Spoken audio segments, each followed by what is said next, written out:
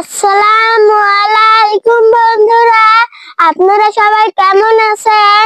আল্লাহর অসীম রহমতে আমি অনেক ভালো আছি।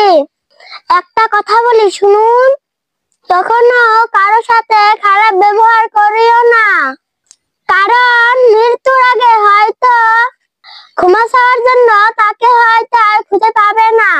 যারা রাতে আরামের বিছানা ছেড়ে আল্লাহকে খুশি করার জন্য নামাজ পড়ে, এমন লোক বিনা হিসাবে জান্নাতে যাবে। এটা তোমার আমার মুখের কথা নয়, এটা হলো হযরত মুহাম্মদ সাল্লাল্লাহু আলাইহি সাল্লামের মুখের বাণী। জ্ঞানী হও তবে অহংকারী হইও না, ইবাদত করো, লোক দেখার উদ্দেশ্য করো না, এবং আল্লাহকে রাজি খুশি করার জন্যই ইবাদত করো।